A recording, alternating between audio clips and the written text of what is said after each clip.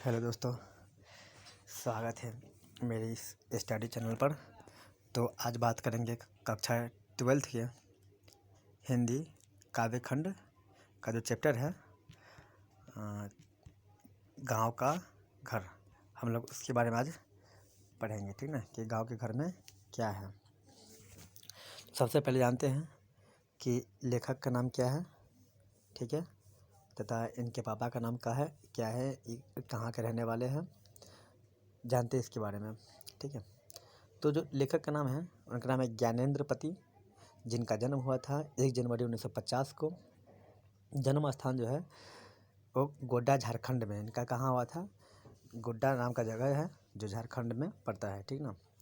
एक चीज़ आपको जानकारी के लिए बता दें कि कक्षा 12th में हिंदी के जितने भी लेखक हैं, सभी लेखकों का मतलब 90% लेखकों का जन्म जो है वो उत्तर प्रदेश में हुआ था, ठीक ना। तो ये बात आप याद रखिएगा, ताकि ऑब्जेक्टिव में पूछता है कि बहुत सारे लेखक है तो लेखक का नाम पूछ देगा और बोलेगा कि इसका जो जन्म कहाँ हुआ था। तो अगर आपको याद ना हो तो 90% केस में आप उत्तर प्रदेश ही डालिएगा, ठीक ना।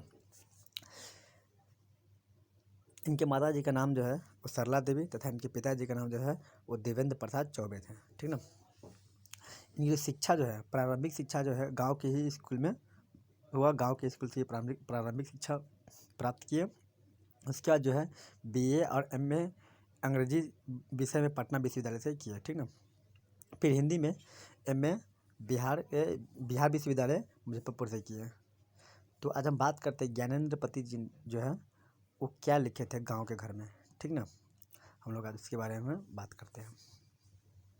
तो देखिए यहाँ पे क्या कह रहा है, गांव के घर के अंतपुर की वह चौखट टिकली साटने के लिए सहजन के पेड़ से छुड़ाई गई गोंद का गे है वह सीमा। देखिए इनका मतलब क्या है। लेखक जो है वो स्पष्ट रूप से जो है गांव के घर और शहर के घर के बीच में तुलना किए हैं कि पहले का जो गांव का घर था वो कैसा था और अभी का गांव का घर जो है वो कैसा है, ठीक ना। तो लेखक क्या कर रहे हैं कि पहले के गांव का घर जो था उसके बारे में लेखक चर्चा कर रहे हैं। तो कह रहे हैं कि गांव के घर के अंतपुर की वह चौखट जो होता है वो बोलते हैं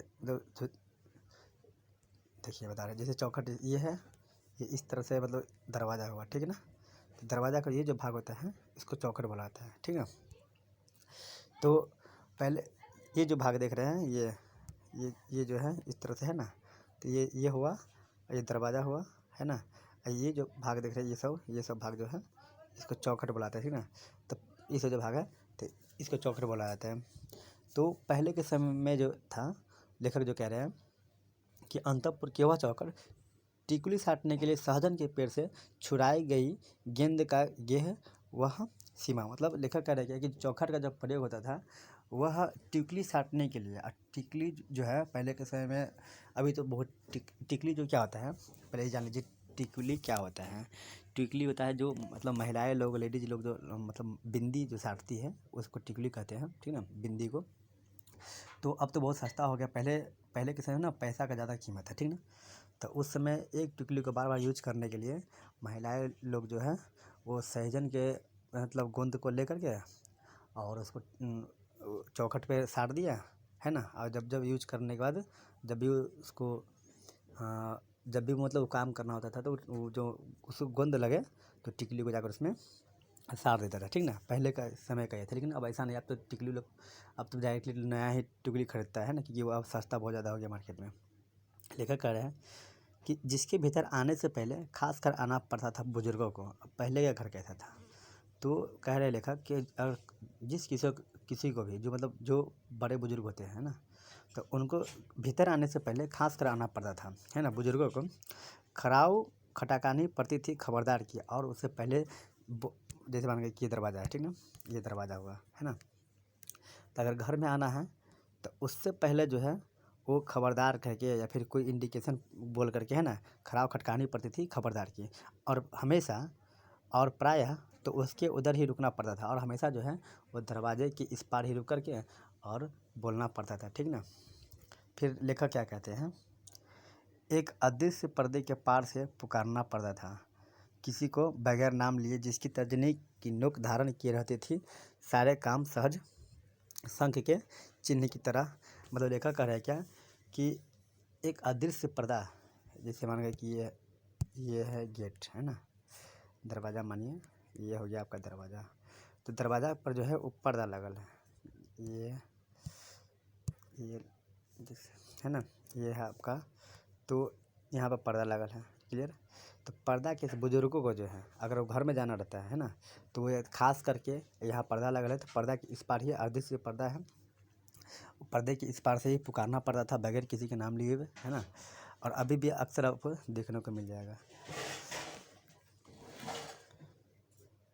फिर लेखक कहते हैं क्या, गांव के घर की उस चौखट के बगल में गेरू लिपि भीत पर दूध डूबे अंगूठे के छापे, अंगूठा दूध लाने वाले उठौना दूध लाने वाले बूढ़े ग्वाला दादा के हमारे बचपन के भाल कर पर दुख तिलक महीने के अंत में गिने जाते एक एक कर। मतलब क्या कर रहे हैं, कह रहे हैं कि उस चौखट के बगल में, जैसे मान के इस चौखट आपका है ना, इस चौखट है, ये चौखट है, तो इस चौखट के बगल में जो भाग है इस पर जो है और गेरू से 1 2 3 4 5 इस तरह से करके, है ना, 1 2 3 4 5 इस तरह से करके वो है एक टीका लगाया, चंदन लगाया जाता था, ठीक ना। और महीने के लास्ट में उसको गिना जाता था कि कितना दिन दूध आया है, ठीक ना। फिर लेखक कह रहा है क्या कि गांव का वह घर अब अपना गांव खो चुका है। लेखक कह रहा है कि अब जो पहले जैसा गांव था, वो गांव जो है पहले का गांव जो है, गांव का जो वह घर है वह खो चुका है, अपना गांव जो है वह खो चुका है। पंचायती राज में जैसे खो गए पंच परमेश्वर। लेखक कह रहा है क्या कि पहले के समय में जब गांव में, है ना, गांव में प्रशासन पुलिस हो नहीं जाती थी, उसका जो अगर कोई किसी भी तरह की अगर दिक्कत होती थी, लड़ाई झगड़ा, तो उसको पंचायती स्तर पर उसको सॉल्यूशन किया जाता था। लेकिन अब जो है खो चुका है गांव, अपना गांव खो चुका है। पंचायती राज में जैसे खो गए पंच परमेश्वर, अब पंच परमेश्वर खो गया हुआ है। अब डायरेक्टली अगर किसी को भी झगड़ा होता है तो डायरेक्टली अब थाना में जाता है ना, केस वगैरह वो करता है, अपना अदालत ही लड़ता है। लेकिन पहले ऐसा नहीं था, पहले गांव की जो भी प्रॉब्लम होती थी, गांव का मामला जो है वो गांव में ही लोग बैठ करके उसको सलटा लिया जाता था। तो ये गांव की पहचान थी। लेकिन गांव जो है अपना वह घर खो चुका है, अपना गांव खो चुका है वो, ठीक ना। लेखक कह रहा है क्या, बिजली बत्ती आ गई कब की, बनी रहने से अधिक गई रहने वाली। मतलब लेखक कह रहा है क्या कि बिजली बत्ती तो आ गई, बहुत पहले ही आ गई, कब की आ गई, लेकिन बनी रहने से अधिक गई रहने वाली बन गई। मतलब लेखक कह रहा है क्या, जो लाइन तो आता है लेकिन आने के बाद वह बनता कम है, रहता कम है और जाता अधिक है, ठीक ना। अब के बिटवा के दहेज में टीवी भी लालटेन है, अब भी दिन भर आलों में कैलेंडर से ढकी रात उजाले से अधिक अंधेरा उगलती है। लेखक कह रहा है कि आपकी अगर बेटा की शादी होगा, ठीक ना, तो क्या लेना है, दहेज लेना, दहेज में टीवी लेना है और टीवी भी और लालटेन है। मतलब क्या कर रहा है कि लेखक यहाँ पे क्या बोल रहे हैं, ध्यान से सुनिएगा। लेखक कह रहा है कि आपकी जो शादी में लेना है टीवी, दहेज में टीवी लेना है, लेकिन क्या है, लालटेन भी लेना है। लालटेन क्या चीज़ से जलता है, तो जलता है आपको तेल से। टीवी तो तेल से नहीं चलता है, टीवी तो इलेक्ट्रॉनिक से चलता है, तो उसको लालटेन भी चाहिए और टीवी भी चाहिए। जब भी हल्का भी लाइन आएगा तो वो देखेगा, है ना। अब भी दिन भर आलो में कैलेंडरों से ढकी रात उजालों से अधिक अंधेरा उगलती है। आपकी जो रात जो है वो कह रहे हैं लेखक कि रात जो है उजाले से अधिक अंधेरा उगलती है ना। अंधेरे में छोड़ दिए जाने के भाव से भरती, जबकि चकाचौंध रोशनी से मदमस्त ऑर्केस्ट्रा बज रहा है कहीं बहुत दूर पट फिरका है। लेखक कह रहे हैं क्या कि लाइन तो आती है लेकिन वो चली आती है और अंधेरा जो है, रात जो है उजाले से अधिक अंधेरा उगलती है। क्लियर ना। लेखक कह रहे हैं क्या कि बहुत दूर है ना, गांव से बहुत दूर चकाचौंध रोशनी में ऑर्केस्ट्रा बज रहा है बहुत दूर, है ना। पीठ भड़काए की आवाज़ भी नहीं आती यहाँ तक, न आवाज़ की रोशनी न रोशनी की आवाज़। लेखक कह रहे हैं क्या कि पहले के समय अगर गांव से बाहर, है ना, 2-2 मील 3-3 मील अगर दूर सर्कस आया, ऑर्केस्ट्रा आया, कोई भी प्रोग्राम आती थी, तो गांव में लाइट नहीं रहने के कारण वो दूरों कोसों भर जो लाइट है, वो लाइट की रोशनी जो है गांव तक आती थी। लेकिन अब जो है, अब अगर पहले 1 किलोमीटर बाद भी अगर कुछ है तो उसका लाइट गांव तक नहीं पहुंच पाता है, क्योंकि कारण क्या है, नहीं उसकी आवाज़ पहुंच पाती है, नहीं उसकी रोशनी पहुंच पाती है, न रोशनी की आवाज़। हौरी चैती बिरहा अल्लाह गूंगे, ये सब ये देख रहे हैं, हरी चौती बिरहा अल्लाह गूंगे, ये सब प्रोग्राम है ना। अल्लाह रुदल का प्रोग्राम होता है गाँव से में। लोकगीतों की जन्मभूमि में भटकता है एक शोकगीत, मतलब लेखक कह रहे हैं कि इस लोकगीत के जन्मभूमि में अब शोकगीत भटकता है। अनगया अनसुना आकाश और अंधेरे को काटते हैं। 10 कोस दूर शहर से आने वाला सर्कस का प्रकाश बोलोवा तो कब का मर चुका है। लेखक कह रहे हैं कि पहले के समय में क्या था, 10 कोस दूर बहुत दूर दूर तक अगर सर्कस है तो उसे एक लाइट वाइट फॉक्स, इस तरह से जैसे मान के एक गाँव है तो यहाँ है तो यहाँ से एक वाइट फॉक्स जाता था, ठीक ना, इस तरह से। ये जो है ये बुलोवा लाइट होता था कि इससे इन्फॉर्म होता था कि चलो यहाँ पे कोई जगह पे है, जगह पे क्या आया हुआ है, सर्कस आया हुआ है। लेकिन अब तो कब का मर चुका है, अब तो जो है अब गाँव गाँव में लाइट हो चुकी है, तो इसके कारण इसका लाइट जो है उसी जगह मर जाता है, ठीक ना। तो कब का मर चुका है कि जैसे गिर गया हो गंजदंतों को गंवाकर कोई हाथी। ऐसा लग रहा है कि मानिए गंजदंत जो है, गंजदंत बोलते हैं हाथी के दांत को, जो है गंजदंत बोलते हैं हाथी के दांत को बोलते हैं। तो कि जैसे गिर गया हो गंजदंतों के कोई गंवाकर कोई हाथी, रहते गए उन दांतों की जरा सी धवल धूल पर छीज रहे हैं जंगल में, लिलने वाले मुंह खोले शहर में बुलाते हैं बस। मतलब लेखक कह रहा है क्या कि अब जो है ऐसा लग रहा है, ऐसा प्रतीत हो रहा है कि लग रहा है कि जैसे कि हाथी जो है अपना दांत खो गया हुआ है ना, एंड लिलने वाले मुंह खोले हैं। मतलब लिलने वाले जो है मतलब कि निगलने वाले जो हैं, लिलने मतलब होता है निगलना, तो निगलने वाले मुंह खोले हैं शहर में बुलाते हैं बस।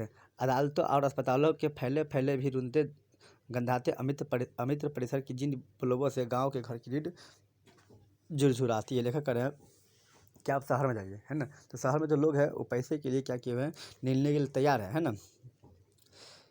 अदालतों और अस्पतालों में अगर आपको अदालत जाना है तो आपको वकील पकड़ना पड़ेगा, अस्पताल जाना है तो अस्पताल आप जाइएगा तो सबसे पहले आपको मतलब बहुत ज़्यादा जो है पैसा का वो बिल बनाया जाता है ना। तो लेखक कह रहा है कि शहर में जो है अब लीलने के लिए तो मुँह खोले जो है लीलने के तैयार है और लोग जो है शहर में बुलाते हैं। क्लियर। अदालतों और अस्पतालों के फैले भी रुंदते गंदाते अमित्र परिसर कि जिन बुलवों से गांव के घर रीढ़ झुरझुराती है। अब जो गांव का जो रीढ़ है वो झिरझिराती है। तो आशा करते हैं कि आप लोगों को ये चैप्टर समझ में आया होगा। अगर इस तरह अगर आप चाहते हैं कि घर बैठे हिंदी की तैयारी और इंग्लिश की तैयारी अच्छे से हो तो हमारे चैनल को सब्सक्राइब ज़रूर कर लें।